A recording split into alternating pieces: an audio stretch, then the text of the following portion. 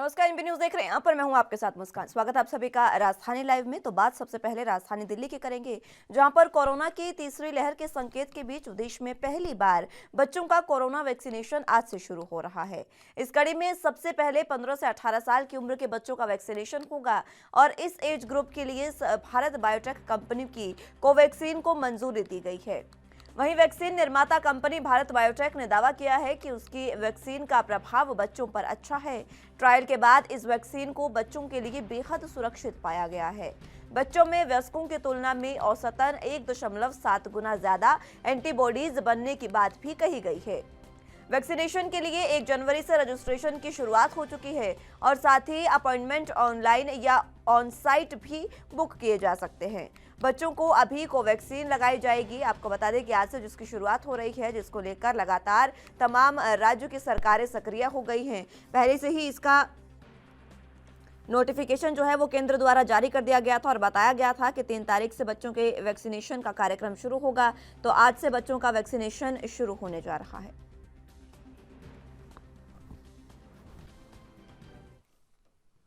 इसी खबर पर ज्यादा जानकारी के लिए दिल्ली से संवाददाता राजीव तिवारी हमारे साथ जुड़े हुए हैं। राजीव, फिलहाल जिस तरीके से बच्चों का वैक्सीनेशन आज शुरू हो चुका है, आज से ये वैक्सीनेशन जारी है और लगातार आगे चलता रहेगा। बच्चों को जिस तरीके से तीसरी लहर के लिए बताया जा रहा था कि सबसे ज्यादा सक्रिय हैं, सबसे ज्यादा बच्चे जो हैं वो तीसरी लहर में प्रभावित होंगे, उसकी वजह से अब ये वैक्सीनेशन शुरू किया गया है। क्या कुछ अहम जानकारी? देखिए, बिल्कुल सही कहा आपने। यहाँ पर बात करें बच्चों के लिए, जिस तरीके से कहा गया था तीसरी लहर जो है वो बच्चों के लिए घातक बताई गई थी और इसी को लेकर कहीं न कहीं सरकारें बिल्कुल सतर्क होती नजर आ रही हैं और केंद्र सरकार के द्वारा कहीं न कहीं बड़ा कदम उठाया गया है, जिसके अंदर 15 साल से 18 साल के बच्चों को अब वैक्सीन की कह सकते हैं दोनों डोज वो मिलती हुई नजर आएंगी। आज से उसकी प्रक्रिया स्टार्ट की जा रही है, यानी कि 3 जनवरी से इसकी प्रक्रिया जो है वो स्टार्ट कर दी गई है और आज तमाम दिल्ली के जो वैक्सीन सेंटर है उनके ऊपर वैक्सीन लगाई जाएगी और बच्चों का जो रुझान है वो कहीं ना कहीं अच्छा मिलता नजर आ रहा है। बच्चे भी चाहते थे कहीं ना कहीं उनको वैक्सीन मिले और उनके परिजन भी चाहते थे कि बच्चों के लिए भी कदम उठाए जाए, वैक्सीन की प्रक्रिया जब अपनाई जाए। मगर जिस तरीके से अब बच्चों के लिए वैक्सीन की प्रक्रिया अपनाई जा रही है और आने वाले 10 तारीख से कहीं ना कहीं जो 60 साल के ऊपर के लोग होंगे जिनको बूस्टर डोज दी जाएगी उनकी भी प्रक्रिया की जाएगी। मगर लगातार कहीं ना कहीं अब वैक्सीन की प्रक्रिया जो है वो लगातार बढ़ती हुई नजर आ रही है और जो तीसरी लहर का खतरा बताया जा रहा है ओमिक्रॉन की वजह से वो कहीं ना कहीं अब कम होता हुआ नजर आएगा, क्योंकि बच्चों तक जिस तरीके से वैक्सीन पहुंचाने की प्रक्रिया अपनाई जा रही है उससे साफ जारी है कहीं ना कहीं बच्चों को पहले सेव करने की कोशिश की जा रही है राज्य सरकारों के द्वारा भी और केंद्र सरकार के द्वारा भी। जी राजीव, आज से जो वैक्सीनेशन का कार्यक्रम शुरू होने जा रहा है, क्या कुछ तैयारियां दिल्ली में फिलहाल सरकार की ओर से की गई हैं वैक्सीनेशन कार्यक्रम को लेकर? देखिए, बिल्कुल सही कहा आपने। यहाँ पर बात करें जिस तरीके से सरकार के द्वारा तमाम वैक्सीन सेंटरों पर यानी कि जो पहले वैक्सीन सेंटर थे लगभग वही वैक्सीन सेंटर है, उन पर बच्चों के लिए अलग से व्यवस्था की गई है, बच्चों के लिए सुविधाएं भी दी हुई है और बच्चों के जिस तरीके से टाइमिंग की होता है, यानी कि आधे घंटे के अंदर टाइमिंग आएगी दूसरे बच्चे की, तो जब तक के लिए उनके पास पढ़ने के लिए बुक वगैरह भी रखी गई है। वहां पे हर तरीके से कोशिश की जा रही है बच्चों को किसी भी तरीके की दिक्कत ना हो, वैक्सीन की जो है प्रक्रिया है जो है वो अपनाई जाए। यहाँ तक कि भारतीय बायोटेक की तरफ से भी बिल्कुल कहा गया है कि जो वैक्सीन है वो बच्चों के लिए काफी प्रभावी मानी जा रही है और बच्चों के अंदर बूस्टर जो है वो बहुत ज्यादा जल्दी से बनेगा, यानी कि कह सकते हैं जो इसके बहुत ज्यादा ताकत जो है वो जल्दी से जल्दी बच्चों को मिलेगी। मगर जिस तरीके से बच्चों के बड़ों की बात करें तो बड़ों के अंदर कहीं ना कहीं थोड़ी देरी से जरूर कह सकते हैं सिम्टम देखने को मिले थे, मगर यहाँ पर बात करें बच्चों की तो बच्चों के अंदर काफी जल्दी से बूस्टर बनने की कोशिश की जाएगी। मगर यहाँ तक वैक्सीन की प्रक्रिया जो अपनाने की कोशिश है वो कहीं ना कहीं भारत सरकार के द्वारा कहीं ना कहीं अपनाई जा रही है और इसके अंदर राज्य सरकारें भी तमाम तरीके से अपने तरीके से कोशिश कर रही हैं। हर तरीके से वैक्सीन सेंटरों पर सुविधाएं की गई है, बच्चों के लिए अलग से व्यवस्था की गई है। तो देखना होगा आज की जो शुरुआत है वो किस तरीके से बच्चों तक पहुंच पाती है। जी राजीव, इसी के साथ 1 जनवरी से नया साल जब से शुरू हुआ तभी से वैक्सीनेशन को लेकर रजिस्ट्रेशन बच्चों के लिए शुरू किया गया था। इस रजिस्ट्रेशन में फिलहाल कितने बच्चों का रजिस्ट्रेशन किया गया है? देखिए, बिल्कुल सही कहा आपने। यहाँ पर बात करें 1 जनवरी से यानी कि इसकी शुरुआत जरूर की गई थी, रजिस्ट्रेशन की प्रक्रिया अपनाई गई थी। बच्चों के लिए कहीं ना कहीं ये कहा गया था कि 15 साल से 18 साल के जो बच्चे हैं उनकी रजिस्ट्रेशन होगी, मगर लगातार काफी बड़ी संख्या के अंदर बच्चों ने रजिस्ट्रेशन कराया। यहाँ पे काफी बड़ी संख्या में बताया जा रहा है, मगर सरकार की तरफ से भी आंकड़े नहीं पेश किए गए। मगर जिस तरीके से आज शुरुआत की जा रही है वैक्सीन की डोज लगाने की, तो देखना होगा कितने बच्चे आज तमाम वैक्सीन सेंटरों पर पहुंचते हैं। मगर ये जरूर कहा जा रहा है कि जो परिजन है वो भी काफी संतुष्ट होते हुए नजर आ रहे हैं। जो परिजन थे वो भी यही चाहते थे कि उनके बच्चों को भी सेव किया जाए, क्योंकि स्कूल प्रशासन को जरूर सेव कर दिया गया था स्कूल जब खोले गए थे। तो मगर यहाँ पर बात करें जिस तरीके से बच्चों के लिए जिस तरीके से वैक्सीन की प्रक्रिया अपनाई जा रही है, उससे कहीं ना कहीं लगता है कि आने वाले दिनों के अंदर बच्चों को बहुत ज्यादा सेफ करने की कोशिश की जाएगी। मगर जिस तरीके से कहा जा रहा है तीसरी लहर बहुत जनवरी के लास्ट के अंदर घातक बताई जा रही है, रफ्तार पकड़ेगी, तो कहीं ना कहीं बच्चों के लिए पहले अपना प्रक्रिया अपनाई जा रही है ताकि बच्चों को सुरक्षित किया जा सके। जी राजीव, फिलहाल पहली और दूसरी लहर में हमने देखा बच्चों में जिस तरीके से उनकी पढ़ाई प्रभावित हुई, सबसे ज्यादा बच्चे ही इसमें प्रभावित हुए हैं क्योंकि स्कूल कॉलेज बंद हुए, उसके बाद तमाम कोचिंग सेंटर्स बंद हुए, जिसकी वजह से पढ़ाई बहुत ज्यादा प्रभावित हुई है बच्चों की। अब एक बार फिर से स्कूल बंद किए जा रहे हैं, लेकिन बच्चों का वैक्सीनेशन शुरू हो गया है, यानी कि ये साफ हो गया है कि अब बच्चों को वैक्सीनेट अगर किया जाएगा तो उन्हें भी कोरोना से ज्यादा खतरा नहीं होगा। तो एक बार फिर से जो उनकी पढ़ाई पर असर पड़ा, क्या वाकई अब ये कयास लगाए जा सकते हैं कि उनकी पढ़ाई एक बार फिर से सुचारू रूप से चले? देखिए, बिल्कुल सही कहा आपने। यहाँ पर बात करें जिस तरह की पहली लहर की, तो जो तमाम स्कूल, तमाम कॉलेज, तमाम सुविधाएं सारी बंद हो चुकी थी। दूसरी लहर की बात करें तो उसके अंदर भी स्कूल बंद थे, मगर जिस तरीके से उसके बाद में स्कूलों को खोलने की प्रक्रिया अपनाई गई, फिर पॉल्यूशन की वजह से स्कूल बंद कर दिए गए, फिर दोबारा से स्कूल खोलने की प्रक्रिया अपनाई गई, तो फिर वेरिएंटर आ गया। तो लगातार कहीं ना कहीं इसके अंदर इस 2 साल से लगभग बच्चों की पढ़ाई जो थी वो कहीं ना कहीं घरों से ही ऑनलाइन के माध्यम से चल रही थी। मगर कहीं ना कहीं बच्चे चाहते थे स्कूलों के अंदर जाना, मगर यहाँ पर जिस तरीके से अब जिस तरीके से डोज मिलेगी, यानी वैक्सीन की डोज मिलेगी, उसके बाद में बच्चे जो है वो प्रयास लगा रहे हैं कि आने वाले दिनों के अंदर जिस तरीके से उनको दोनों डोज लग जाएगी तो उसके अंदर कहीं ना कहीं उसके बाद में उनको स्कूल जाने की परमिशन मिलेगी, स्कूलों की पढ़ाई उनकी जो सुचारू रूप से चल सकेगी। मगर लगातार कहीं ना कहीं बच्चे भी यही चाहते हैं कि जल्दी से जल्दी उनको भी वैक्सीन मिल जाए ताकि उनकी जो पढ़ाई है वो स्कूलों के अंदर सुचारू रूप से चलेगा और जो उनके परिजनों का खतरा डर है वो भी कहीं ना कहीं दूर होता हुआ नजर आ रहा है। मगर देखना होगा आज परिजन जो है वो अपने बच्चों को वैक्सीन सेंटर तक किस तरीके से लेके आते हैं। जी फिलहाल दिल्ली की वैक्सीनेशन सेंटर्स पर किस तरीके का माहौल देखने को मिल रहा है राजीव?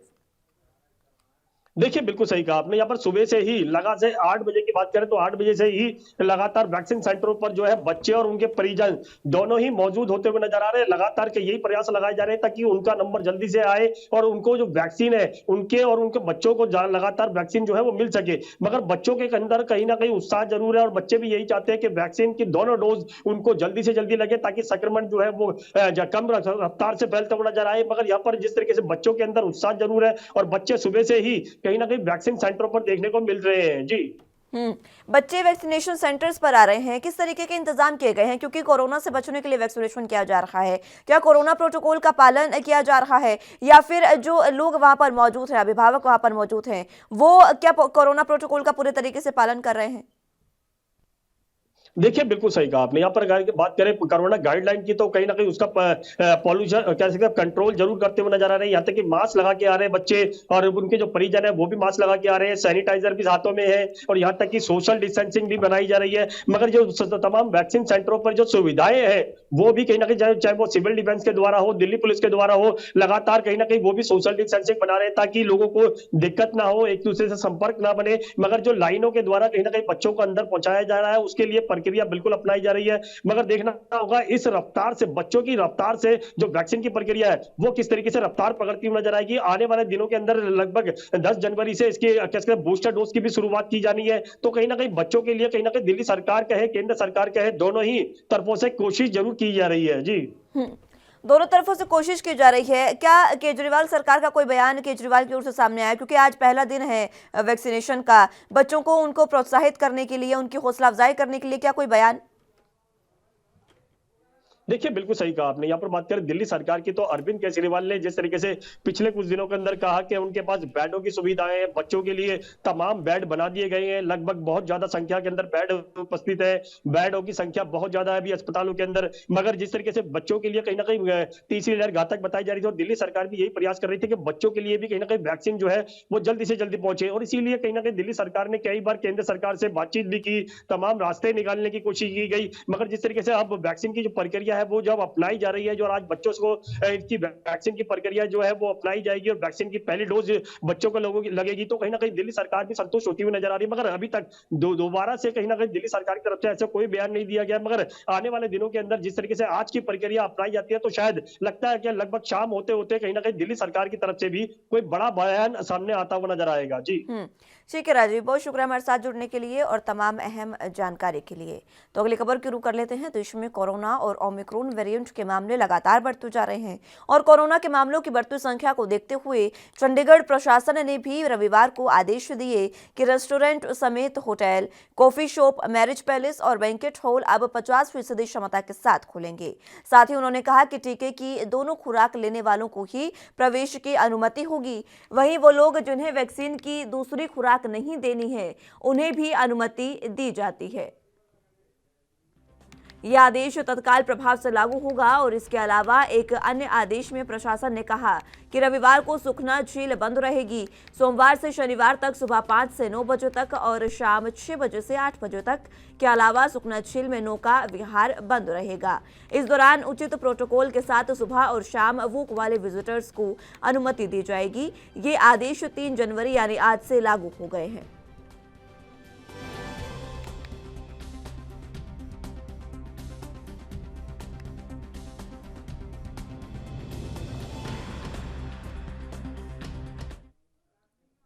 इसी खबर पर ज्यादा जानकारी के लिए चंडीगढ़ से संवाददाता अमित कुमार हमारे साथ जुड़ चुके हैं। अमित, फिलहाल चंडीगढ़ प्रशासन की ओर से एक बार फिर से आदेश जारी कर दिए गए हैं। कुछ आदेश जो है वो ऑन द स्पॉट लागू किए गए, तुरंत प्रभाव से लागू किए गए और कुछ आज से लागू होने जा रहे हैं। क्या कुछ ये आदेश?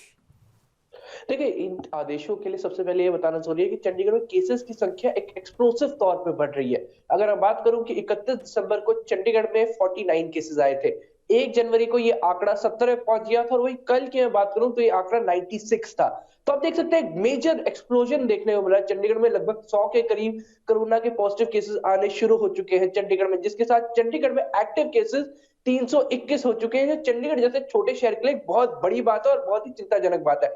जिसे चलते अगर हम कहें कि चंडीगढ़ प्रशासन ने पहले ही स्टेप लेने शुरू कर दिए थे, जिसे बोल सकते हैं 31 दिसंबर से ही चंडीगढ़ ने अपने सभी होटल, रेस्टोरेंट्स और किसी भी पब्लिक प्लेस पे से उन्हीं लोगों की इजाजत दी थी जिनके पास दोनों डोजेस है या फिर जिनकी सेकेंड डोज पेंडिंग नहीं है, सिर्फ उनको ही जाने की इजाजत दी थी। अब उसके बाद और ज्यादा सख्ताई कर दी गई है, जिससे आज से ही अब चंडीगढ़ के सभी मेजर एरिया जहाँ कहें कॉफी शॉप, रेस्टोरेंट, मॉल्स, इन सभी एरियाज की सीधे तौर पे कैपेसिटी आधी कर दी गई है और इस आधी में भी कोई छूट नहीं दी गई। इस आधी में भी वही लोग जा सकते हैं जिनके पास दोनों वैक्सीनेशन है या फिर जिनकी सेकंड डोज पेंडिंग नहीं है। तो चंडीगढ़ प्रशासन गियर अप कर अपनी तरफ से सख्ताइयां बढ़ा रहा है। एक मेजर हॉटस्पॉट अगर हम कहें कि जहां पे बहुत ज्यादा लोग चंडीगढ़ में गैदर होते हैं वो सुखना लेक को संडे को बंद कर दिया गया है। आपको बता दें, जब फर्स्ट वेव और सेकंड वेव चली तो सबसे पहले जो जगह चंडीगढ़ में बंद की गई थी वो सुखना लेक था। और एक इंटीमेशन हम इससे भी ले सकते हैं कि चंडीगढ़ प्रशासन और ज्यादा सख्ताइयां करने के मूड में नजर आ रहा है। पहले संडे के लिए अगर कहें कि सुखना लेक बंद किए और वोटिंग के लिए टाइम पीरियड को रिस्ट्रिक्ट कर दिया गया। सुबह 5 से 9 की अगर हम बात करें या शाम को 6 से 8 की बात करें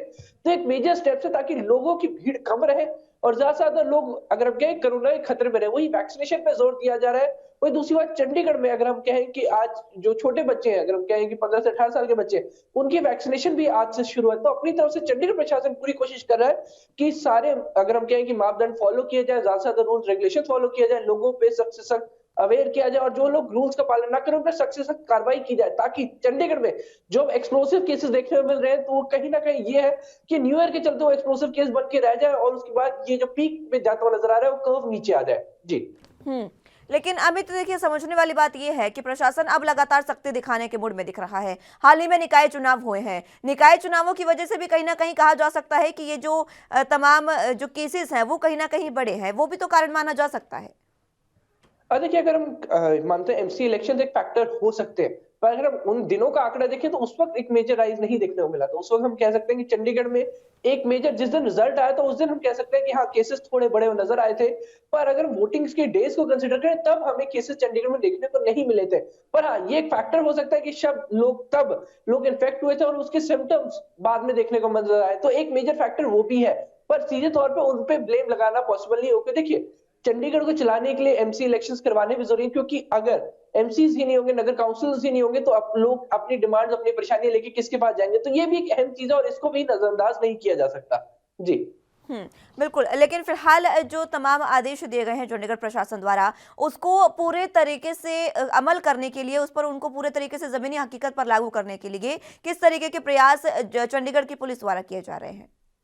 देखिए चंडीगढ़ की पुलिस की तरफ से बाकायदा स्क्वाड्स बना दी गई हैं जिन जिन एरियाज में पीक होती है या हम कहेंगे सबसे ज्यादा क्राउड होता है, चाहे हम बात कर ले चंडीगढ़ सेक्टर 17 प्लाजा की बात कर ले, मॉल्स की बात कर ले, या जहाँ पे क्लब्स है चंडीगढ़ के, वहां पे पुलिस की टीम बाकायदा तैनात की गई है और वो खुद जाके बार बार चेक कर रहे हैं कि जो लोग अंदर जा रहे हैं उनकी चेकिंग हो रही है, उनके सर्टिफिकेट चेक किए जा रहे हैं। चंडीगढ़ के मॉल की बात कर लेते हैं, लांटे मॉल की, तो हम कह सकते हैं कि उन्होंने फाइन्स की प्रोविजन रखी है कि जहां पर भी कोई भी अगर हम व्यक्ति अगर पाते हैं कि वो उसके पास सर्टिफिकेट नहीं है या डॉक्यूमेंट नहीं है, या हम कहेंगे उसकी डबल डोज पेंडिंग है या फिर उसकी सेकंड वैक्सीनेशन नहीं हुई है और ड्यू है, तो उनके लिए पर पर्सन 5,000 रुपए तक का फाइन की प्रोविजन रखी गई है। व्यक्ति के लिए 500 रुपए, वही जो अगर हम कहें कि एस्टैब्लिशमेंट उसके लिए 5,000 का फाइन रखा है। तो एक बड़ा एक हम कह सकते हैं कि वार्निंग रखी हुई है कि ताकि खुद रेस्टोरेंट्स खुद चेक रखे, खुद ध्यान रखे कि कहीं छोटे से अगर कोई छोटे से गेन के लिए अगर वो ये चीज नजरअंदाज कर दे, कोई नहीं, इस कोई सर्टिफिकेट नहीं है पर हमें इसको खाना खाएगा तो हमें फायदा मिलेगा, पर उसके लिए भी सख्ताई की है कि अगर ऐसा कोई व्यक्ति मिलता है तो 5,000 तक का फाइन भी लगेगा। तो एक तरह से अपनी तरफ से चंडीगढ़ प्रशासन पूरी सख्ताई कर रहा है, साथ साथ स्क्वाड्स बनाए हुए जो बार बार जाके चेक करेंगे कि हर जगह सही लोगों की एंट्री हो रही है, सर्टिफिकेट चेक हो रहे हैं, लोगों ने मास्क पाया हुआ है कि नहीं। तो देखिए जो 1 जनवरी से अगर हम कह सकते हैं कि चंडीगढ़ में मास्क को लेकर दोबारा से सख्ताई और ज्यादा बढ़ गई है। जहां पर भी लोग बिना मास्क के नजर आ रहे हैं वहां पे चंडीगढ़ प्रशासन के द्वारा जो ऑफिसर लगाए गए नोडल ऑफिसर वो चालान काटते हुए दोबारा से नजर आ रहे हैं। बहुत सख्ताई के साथ मास्क का रूल अब चंडीगढ़ में एटलीस्ट फॉलो करवाया जा रहा है। जी बिल्कुल। फिलहाल चंडीगढ़ में जो रूल्स है वो फॉलो करवाए जा रहे हैं, लेकिन इसको लेकर फिलहाल दुकानदारों का क्या कहना है? क्योंकि देखिए आम जनता जो है, बहुत से लोग ऐसे हैं अभी भी जिनकी डबल डोज पेंडिंग है, डबल डोज नहीं तो एक सिंगल जो सेकंड डोज है वो पेंडिंग है। वो अब जो चंडीगढ़ में ही रहने वाले हैं उन लोगों का क्या होगा, उनके साथ किस तरीके का व्यवहार होगा? देखिए डबल डोज पेंडिंग है और ड्यू है, दोनों में बहुत फर्क है। अगर आपकी फर्स्ट डोज लग चुकी है पर आपकी जो सेकंड डोज की डेट अभी आनी है तब आपको इजाजत है, तब आप एक्सेप्शन पे आते हैं। पर अगर आपकी डेट आ चुकी है पर आपने तब नहीं लगाया तब आपकी एंट्री बैन होगी। देखिए ये चीज स्पेसिफाई कर दी गई है कि अगर आपकी फर्स्ट डोज लग चुकी है पर सेकंड की डेट अभी आनी है तब आपको रिस्ट्रिक्ट नहीं किया जाएगा। पर अगर आपकी डेट आ चुकी है, जैसे कि मैं बोल रहा हूँ कि 31 को आपकी ड्यू डेट थी जो आपको सेकंड डोज लगवानी थी पर आपने नहीं लगवाई, तब 1 और 2 को आपको रेस्टोरेंट के अंदर एंट्री नहीं मिलेगी। तो ये सब उठाया गया कि ऐसे उन लोगों से जाती ना हो जिनकी खुद की अभी अगर हम कहें सेकंड डोज लगवाने का टाइम पीरियड ही नहीं आया हो। तो ये चीज जरूर ध्यान में रखी गई है। साथ साथ एक और चीज की है कि एम्प्लॉयज के लिए भी है, सिर्फ और सिर्फ लोगों के लिए नहीं है कि कस्टमर्स है उनके लिए नहीं है। ये चीज भी हाईलाइट की गई है कि कस्टमर जो जा रहे हैं जिनकी डोज वैक्सीनेशन सब हो चुकी है वो कहीं जा रहे हैं तो जो उन्हें सर्व कर रहे हैं या जो अगर हम कहें कि दुकानदार है वो खुद भी वैक्सीनेटेड है या नहीं ये भी मैंडेटरी कर दिया गया है। तो ये चीज सख्त हिदायत दी गई है कि आपके खुद के रेस्टोरेंट में वही कर्मचारी आ पाएगा, चाहे वो पब्लिक सेक्टर हो चाहे प्राइवेट सेक्टर हो, बैंक्स हो चाहे रेस्टोरेंट्स हो चाहे कैफे हो, वहां पे वो सभी सिर्फ वर्कर आ पाएंगे जिनकी या तो दोनों डोज पूरी हो चुकी है या फिर सेकंड डोज की अभी डेट आनी है। तो ये चीज भी उन्होंने हम कहेंगे सख्त हिदायतों से जारी कर दी है ताकि अपनी तरफ से कहीं पे भी ढिलाई नजर ना आए। जी बिल्कुल। फिलहाल ढिलाई बरतने के मूड में चंडीगढ़ प्रशासन नजर नहीं आ रहा है, लेकिन जिस तरीके से ओमिक्रॉन के केस बढ़ते जा रहे हैं, ओमिक्रॉन के भी केस चंडीगढ़ में मिले हैं, सिर्फ कोरोना के ही नहीं, उसको लेकर जो तमाम तैयारियां हैं वो वाकई देखने वाली होंगी कि किस तरीके से आगे प्रशासन काम करता है। बहुत शुक्रिया अमित हमारे साथ जुड़ने के लिए और तमाम अहम जानकारी के लिए। तो अगली खबर की ओर कर लेते हैं। मुंबई के गरीब और मध्यम वर्गीय वोटरों पर पकड़ मजबूत करने के लिए नए साल के पहले ही दिन शिवसेना ने बड़ा फैसला किया है। साल 2017 के चुनाव में किए गए अपने वायदे के अनुसार मुख्यमंत्री उद्धव ठाकरे ने 500 वर्ग फीट के घरों में रहने वालों को प्रॉपर्टी टैक्स उनका माफ कर दिया है। मुख्यमंत्री का यह फैसला बीएमसी में सत्ता की वापसी के लिए मास्टर स्ट्रोक माना जा रहा है। इस फैसले पर बीजेपी सांसद गोपाल शेट्टी ने सरकार के फैसले का स्वागत किया और लेकिन सरकार ने जो 2.5 साल से जनता के प्रॉपर्टी टैक्स लिए हैं उसे वापस करने की मांग उन्होंने की है। सांसद ने सरकार से पत्र लिखकर लोगों के टैक्स वापस करने की मांग की। बताया गया कि अगर महाविकास आघाड़ी सरकार जनता के टैक्स के पैसे वापस नहीं करती तो बीजेपी की सरकार आने पर बीजेपी की सरकार उन्हें वो पैसे वापस करेगी।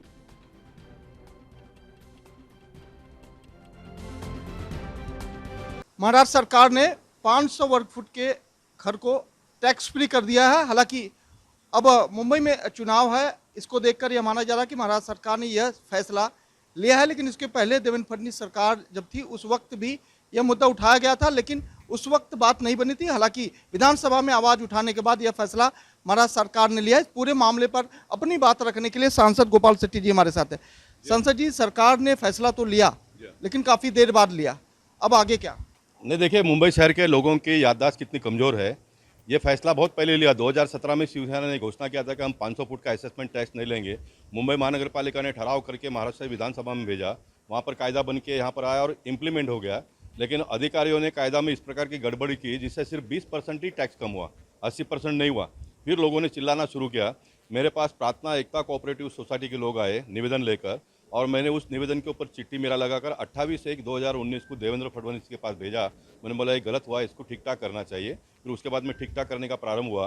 परसों विधानसभा का सत्र समाप्त होने के पहले देवेंद्र फडणवीस जी ने फ्लोर ऑफ द हाउस कहा कि ये 500 फुट का असेसमेंट टैक्स का निर्णय आप तुरंत ले लो, हम पूरा आपको सपोर्ट करेंगे।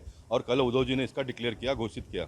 हमने उनका स्वागत किया, मैंने स्वयं उनका स्वागत किया सुबह। और साथ साथ में मैंने ये मांग की, आपका इरादा तो नेक था, जिस दिन कायदा बना उस दिन से आपको कम करना था। अब अधिकारियों ने गलती किया इसलिए हो नहीं पाया, तो आपने ये डिक्लेयर करना चाहिए कि जिस दिन से अमल में हुआ था उसके बाद में जितना भी पैसा लिया है वो सारा का सारा हम वापस दे देंगे, ये उद्धव जी ने कहना चाहिए। और जो अधिकारियों ने ये गड़बड़ की उनके ऊपर एक्शन होना चाहिए, ये दूसरी बात मैंने कही। तो आप जैसे पत्रकार ने मुझे पूछा कि आपकी सरकार आएगी तो आप करेंगे क्या, मैंने बोला जरूर करेंगे। हम हमारा चुनाव में ये घोषणा रहेगा, अगर शिवसेना के लोग करते तो उनका हम स्वागत करेंगे, वो नहीं करते तो हमारा घोषणा रहेगा हम सरकार में आते हैं तो हम ये असेसमेंट का पैसा जितना लिया है उतना हम सारा का सारा वापस करेंगे।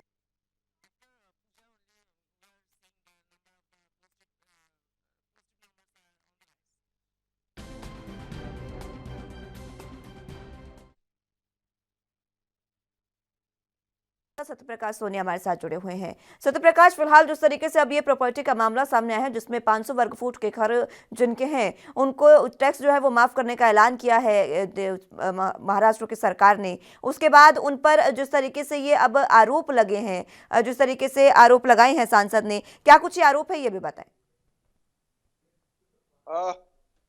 बिल्कुल मुस्कान जी, देखिए ये जो महाराष्ट्र सरकार ने घोषणा की है यह चुनावी घोषणा थी 2017 की।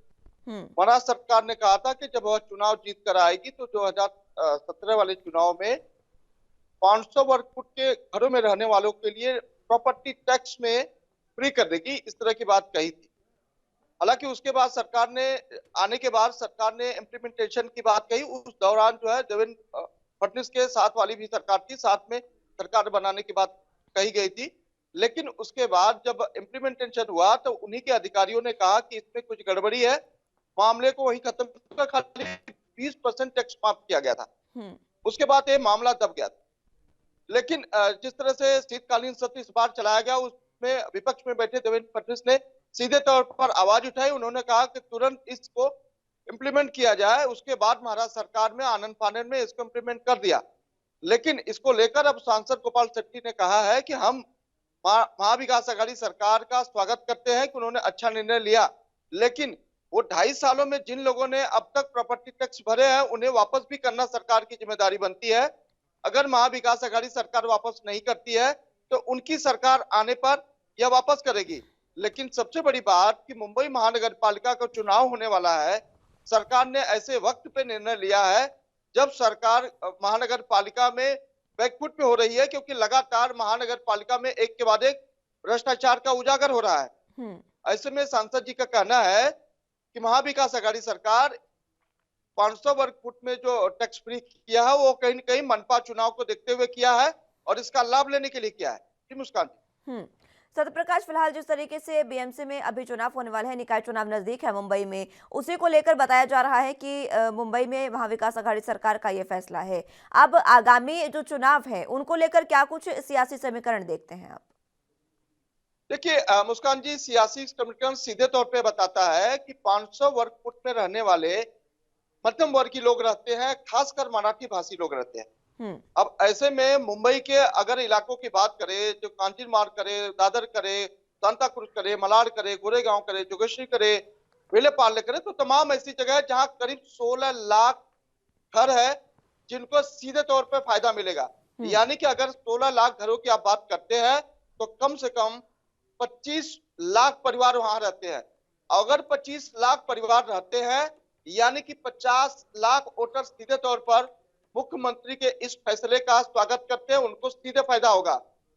तो सीधे तौर पर देखा जा सकता है कि महाविकास आघाड़ी सरकार ने मुंबई मनपा चुनाव को देखते हुए 50 लाख वोटरों को लुभाने का काम किया है। तो जाहिर तौर पर यह पूरा मामला सरकार 2017 में जब फैसला ली थी तो आज महानगर पालिका का जब चुनाव होने वाला है, अब फैसला लेने का मतलब क्या। लेकिन इस पूरे मामले में देवेंद्र फडणवीस ने जिस तरह से लगातार दबाव बनाया था, इसको भी एक माध्यम माना जा रहा है कि सरकार ने आनंद फानन में फैसला लिया, या तो सरकार इस बात का इंतजार कर रही थी कि विपक्ष आवाज उठाए तो तुरंत इस पे अमल कर लिया जाए, जिसपे दोनों की बात बन जाए। तो शायद ये भी बात हो सकती है मुस्कान जी। सत्यप्रकाश, फिलहाल जिस तरीके से अब ये फैसला लिया गया है, इसको लेकर जनता का क्या रुख है? क्योंकि देखिए, दोनों ही तरीके से अगर सोचा जाए तो कहीं ना कहीं जनता को फायदा है। जिस तरीके से सांसद गोपाल शेट्टी ने तमाम बातें कही, उसको लेकर भी ये कहा जा सकता है कि अगर जनता के टैक्स का पैसा वापस होता है तो भी उन्हें फायदा है, और नहीं भी होता है तो कहीं ना कहीं अभी जो टैक्स फ्री किया गया है, ये भी बहुत बड़ा फायदा जनता के लिए है। जनता का इस पर क्या रुख है? बिल्कुल मुस्कान जी, देखिए, भले ही सरकार ने चुनावी घोषणा की हो, लेकिन जनता ये समझती है कि 2017 में सरकार के वादे आज पूरा क्यों हो रहे हैं, और सरकार तब फैसला ले रही है जब मुंबई में महानगर पालिका का चुनाव है। ऐसे में सबसे बड़ी निर्णायक होती है उत्तर भारतीयों की टोली। उत्तर भारतीय जो वर्ग है वो ज्यादा संख्या में मध्यम वर्गीय में नहीं आते हैं, और इस तरह के जो लाभार्थी हैं फ्लैट के, वो उसमें रहते भी नहीं है। तो लिहाजा मराठी भाषी जो सबसे ज्यादा है उनको इसका लाभ मिलेगा। तो जाहिर तौर पर मराठी भाषा में कई वर्ग बटे हुए हैं, शिवसेना के अलग बटे हुए हैं, बीजेपी के लिए अलग बटे हुए हैं। आगामी जो चुनाव है, निकाय चुनाव, उसमें समीकरण क्या कुछ बनते हैं इस फैसले के मद्देनजर, ये देखना होगा। बहुत शुक्रिया आपका हमारे साथ जुड़ने के लिए और तमाम अहम जानकारी के लिए। तो फिलहाल के लिए राजधानी लाइव में मेरे साथ बस इतना ही। तमाम अहम खबरों के लिए आप देखते रहिए एनपी न्यूज। नमस्कार।